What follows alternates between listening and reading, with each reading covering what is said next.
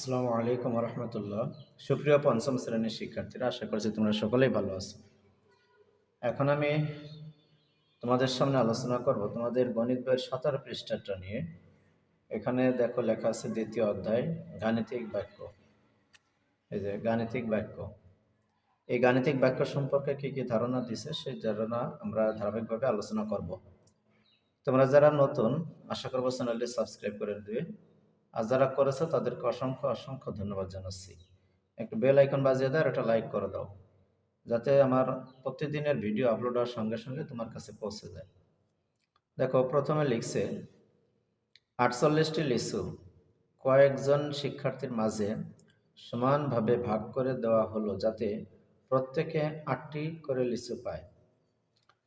48টি লিচু কয়েকজন শিক্ষার্থীর মাঝে সমানভাবে ভাগ করে দেওয়া হলো, যাতে প্রত্যেকে 8টা করে লিচু পায়। তাহলে এখানে কয়জন শিক্ষার্থী সেটা কিন্তু বলে নাই, কিন্তু সেটা চেয়েছে শিক্ষার্থীর সংখ্যা ক ধরে গাণিতিক বাক্যটি লিখি।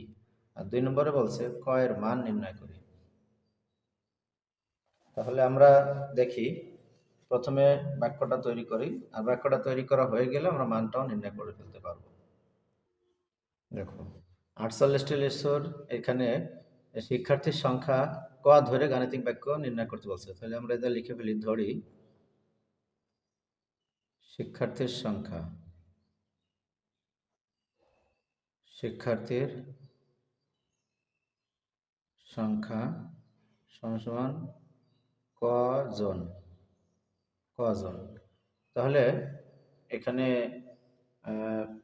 ভাগ করে দেওয়ার কথা বলছে না, তাহলে অতএব এ জায়গায় শর্ত মতে, শর্ত মতে গাণিতিক বাক্যটি হবে, গাণিতিক বাক্যটি হবে এরকমের।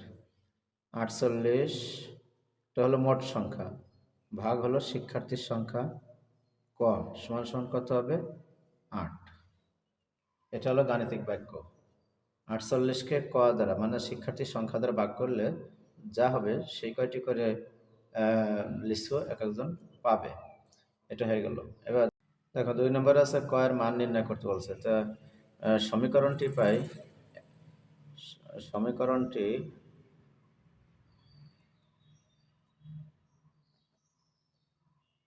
পাই 48 ভাগ ক সমান সমান হলো 8।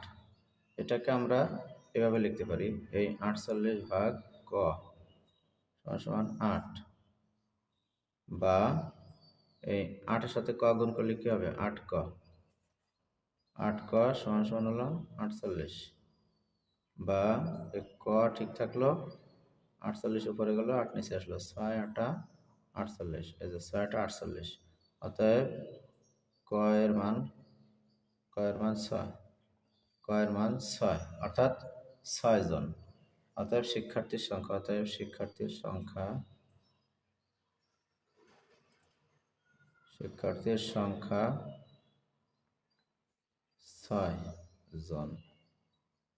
এটাই ছিল হলো এখনকার সমাধান। এরপরে আছে দেখো, এরপরে দেখো লিখছে অজানা রাশিকে ক ধরে নিচের বাক্যগুলো প্রকাশ করি। অজানা রাশিকে ক ধরে নিচের বাক্যগুলো প্রকাশ করি। 35-এর সাথে কত যোগ করলে যোগফল 52 হয়। আবার 2 নম্বরে হচ্ছে 32টি চকলেট কয়েকজন শিক্ষার্থীর মধ্যে সমানভাবে ভাগ করে দেওয়া হলো, যেন প্রত্যেককে 8টি করে চকলেট পায়। তাহলে আমরা 1 নম্বরটা করি, 35-এর সাথে কত যোগ করলে যোগফল 52 হবে। এখানে বলাই আছে যে অজানা রাশিকে ক ধরে নিচের বাক্যগুলো প্রকাশ করি। তাহলে ধরি 35-এর সাথে যোগ করতে হবে ক,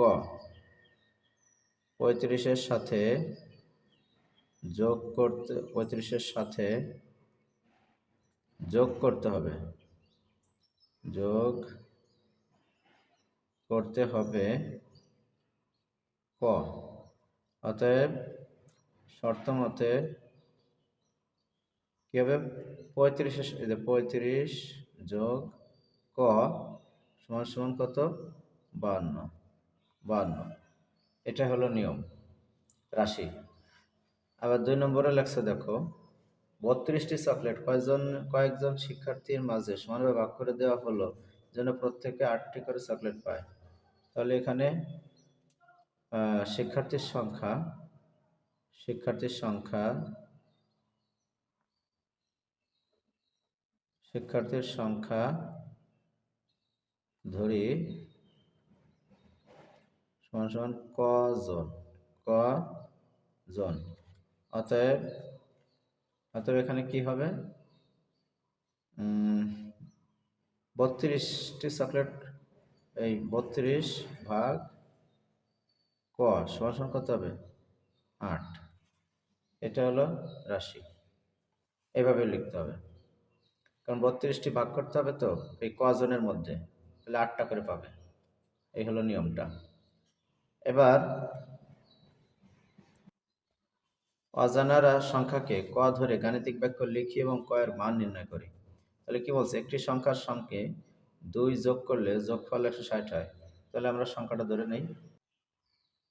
দেখো, ধরি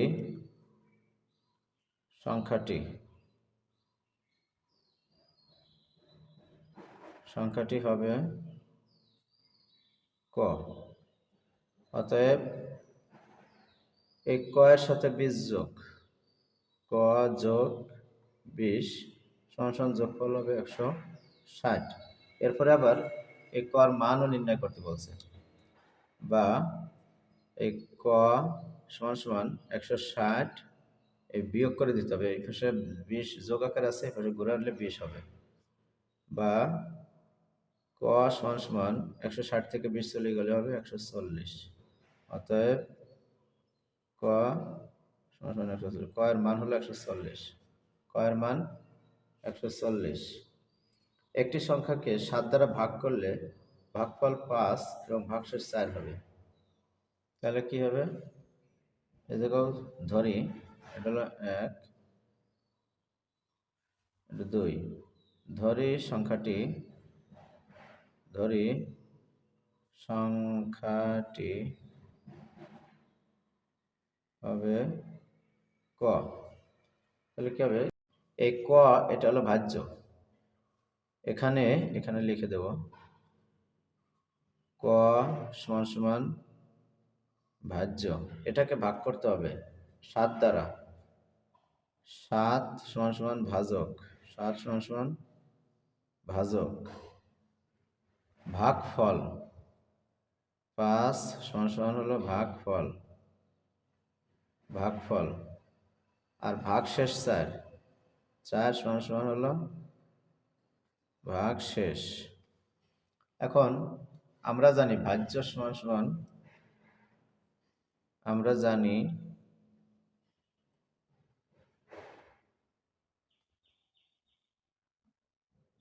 ভাজ্য সমান সমান ভাজক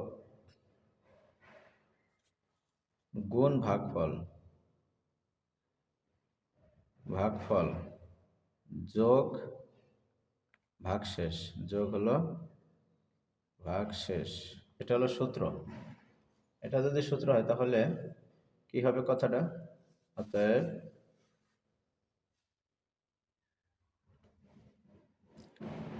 ক সমান সমান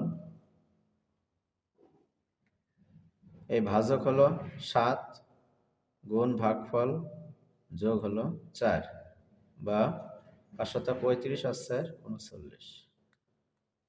এটা হলো অ্যান্সার। 5 7 35 আর যোগ হলো 4, 35 আর 4 39। এটা হলো উত্তর।